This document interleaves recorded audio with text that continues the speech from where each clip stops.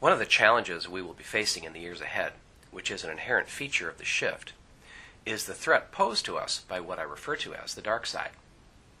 As I stated at the outset, it is imperative we have an understanding of this, because if we don't, the picture we're painting here won't make sense. A vital piece will be missing. And as we all know, in a divinely ordered universe, everything must make sense. We also must have an awareness of this because the dark side is playing a very insidious game with us, the people of the planet Earth, the purpose of which is to trick us into giving up our spirit and our freedom. If we are unaware of the game and how it's played, we will probably get sucked into playing it without even knowing it. There are many in the so-called New Age community who go a little nuts when I talk about this. They say that we shouldn't talk about it or even think about it, because when we do, we give it energy and we actually empower it. So we should just ignore it and hope it goes away. As you will see, this is really quite silly. Exactly the opposite is the case. And after we go through this, you'll see why.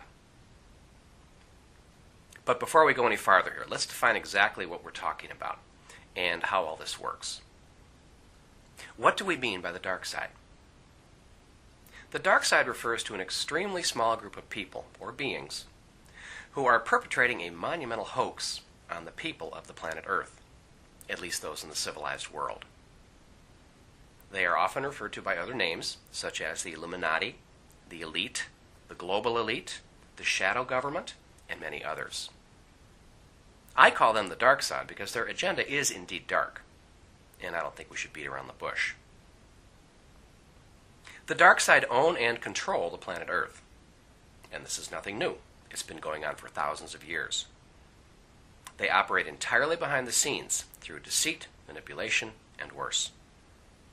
They own everything, and they use this awesome power to create a vast illusion.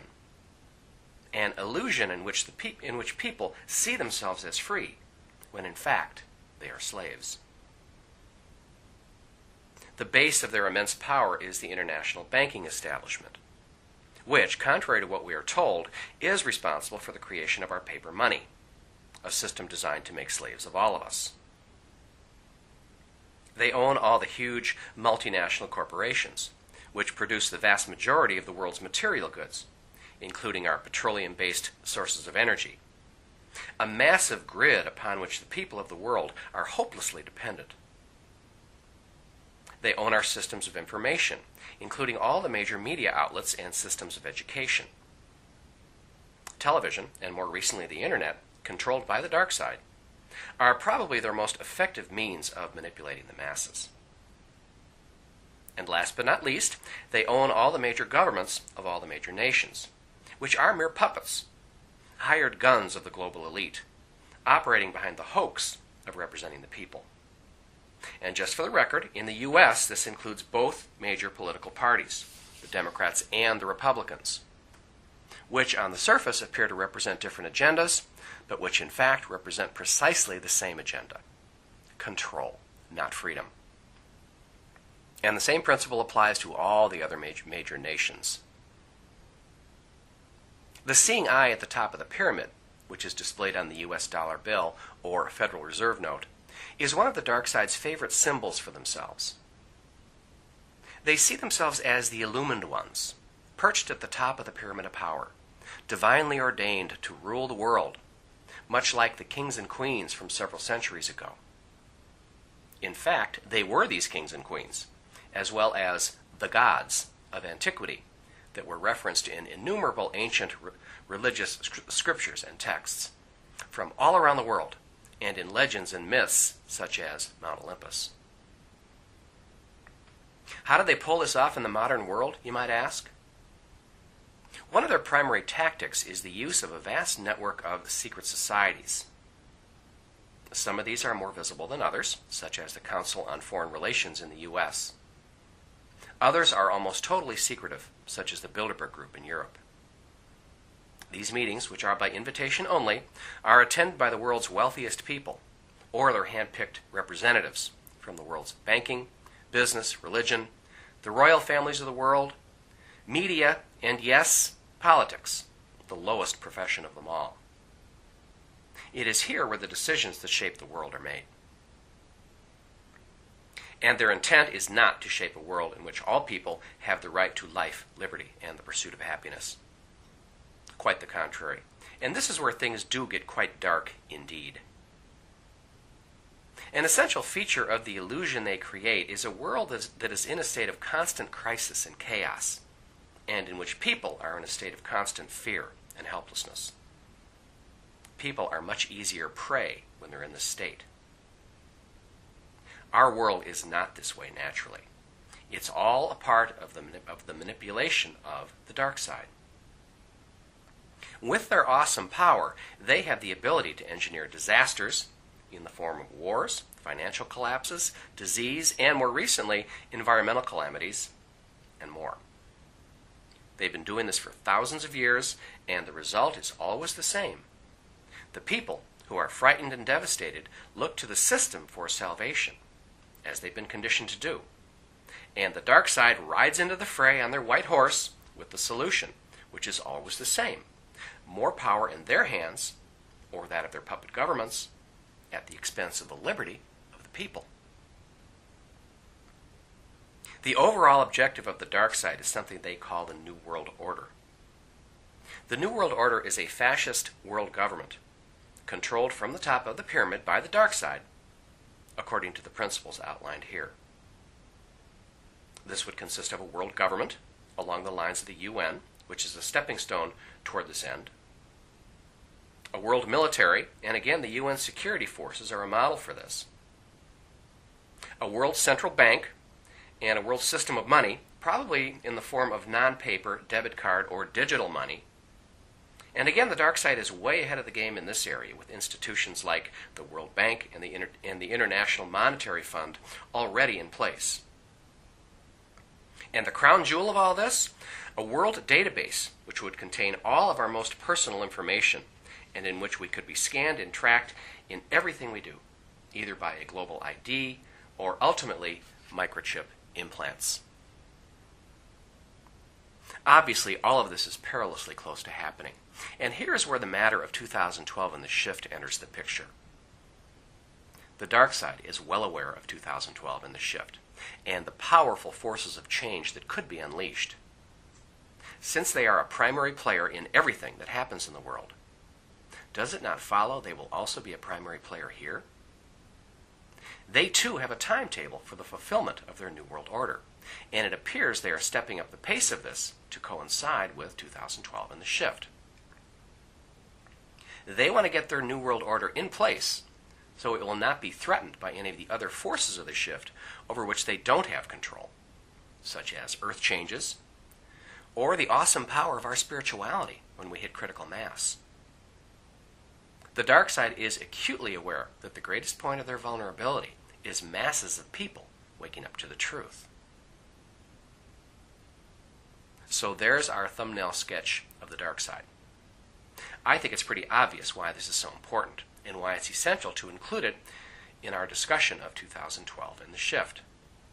But now that we know this, what do we do with it? And let's also address the allegation of the New Agers that when we talk about this, we empower it. The answer is simple. We simply need to remind ourselves of what we already know. The one thing that matters above all else in relation to 2012 and the shift is the power of our spiritual ascension, which means our capability to create the new world of light and spirit with the power of our vibration of peacefulness, joy, gratitude, and reverence. This is also the source of our protection, and this includes our protection from the New World Order. It is essential that we have an awareness of the dark side and how this game works, because only through this awareness are we capable of disentangling ourselves from this insidious web of illusion that is spun around us. Once we have this awareness, we don't need to spend any more time on this. We simply disengage from it and place our focus on what really matters, and that's getting our energy right with our spirituality, raising our vibrational frequency. It also means disengaging from it practically, as in not playing all the dependency and helpless victim games that the mainstream system tries to force us to play. And in response to the New Agers, we can be aware of the dark side, or anything, and talk about it, think about it, without empowering it. Conversely, to not be aware of something that's tricking you into giving your life away, now that's empowering. But besides that, we only empower something with our talk and with our thoughts when we become obsessed with it, when we get stuck in it, without knowing how to get out. We empower something when we give into feelings of fear or helplessness in relationship to it.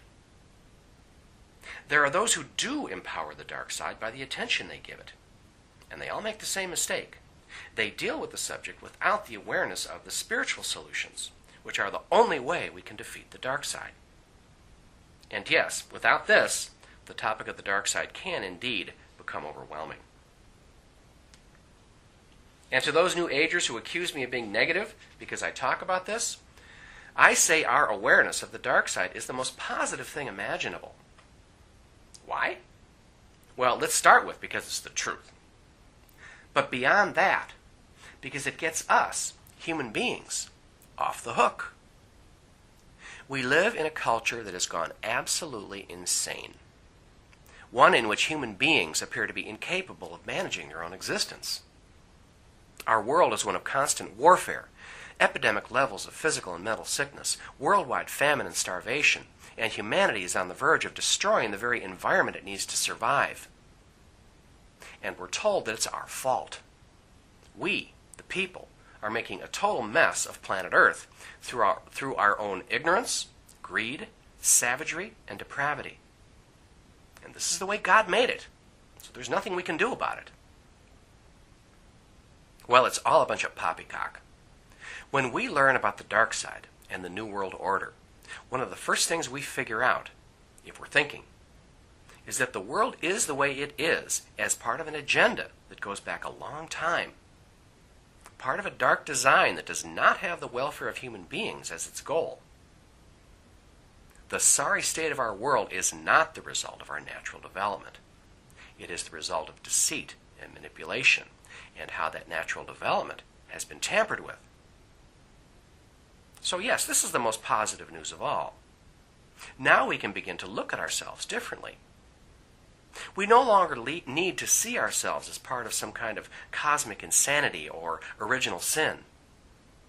Now we can see ourselves as we truly are, as reflections of the divine, and as potential co-creators of the new world of light and spirit.